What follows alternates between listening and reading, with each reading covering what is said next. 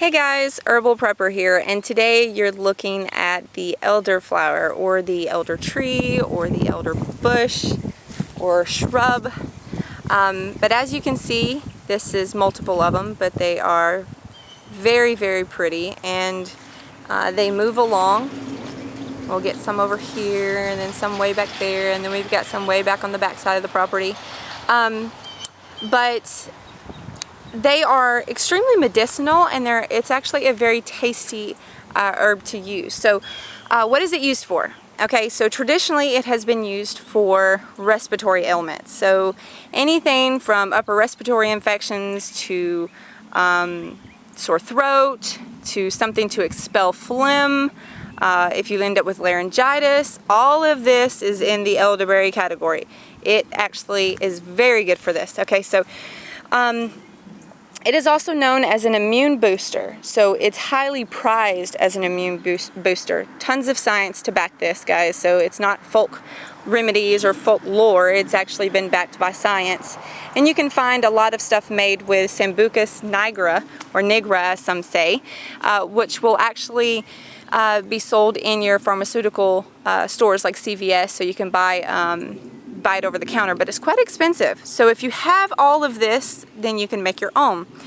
You can make your own teas, so you would just cut this off here and then smash it up a little bit and stick it in there and infuse it into your water, make a tea and drink it. Or you could make a tincture from the flowers. Do not use the leaves or the bark, okay?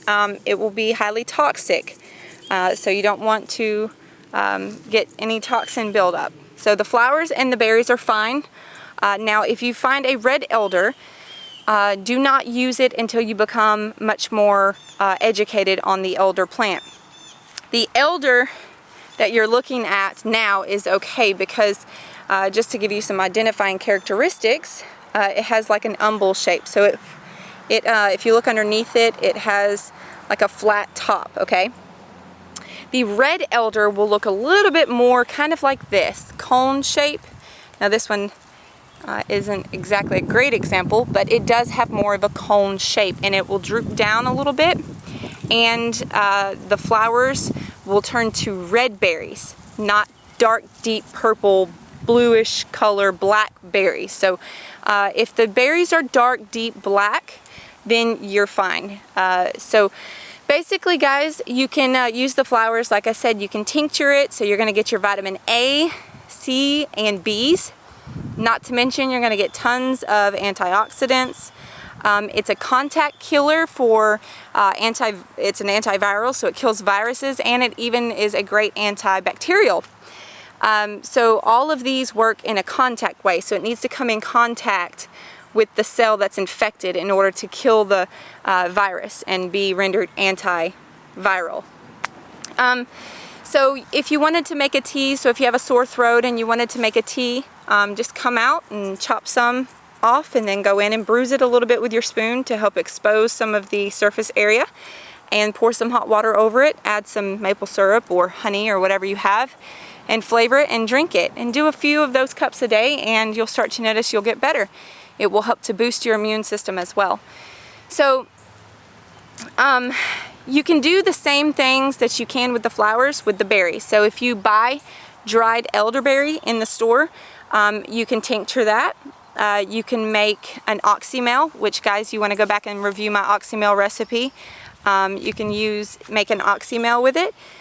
You can make, like I said, a tincture. You can make teas. You can make pies. You can make jelly, jams.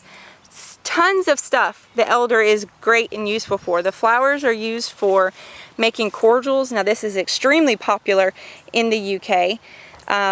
Many people will go out and harvest them and then make their own cordials, which is really simple. You just cut off, I don't know, depending on how much you want to make, a good abundance of these, probably 30 of these, depending on how much is missing or, you know, what time of the day you're collecting. It's better to collect right after the dew in the morning. And then you want to go and infuse it into a sugar water, and then you can add, you know, lemon zest or lemons or limes, or some use even like a watermelon flavor. There's all different kinds of things that you can do here, and you would just let it sit and infuse overnight, and then strain it and squeeze it off and bottle that up. Now, if you did not use a preserver, then you would need to drink it within like 2 or 3 days. If you used a preserver, then it could last you all summer. You could just bottle it up and it would last you. But guys, there's a ton of things you can do here. Be sure that when you're harvesting, you don't harvest too much from the same tree. You want to make sure that the tree is able to grow and then produce berries. So the tree gives you 2 giving seasons, so to speak. So it gives you its flowers, and then later on you'll get its berries. So a very giving herb, tree, bush, shrub, whatever you want to call it. So guys, make sure that you're harvesting properly. Don't harvest too much from one area and move to the next. But I've got my scissors and I've got my mason jar, so I'm fixing to get to harvesting. So guys, hope the video is a blessing to you. Until next time.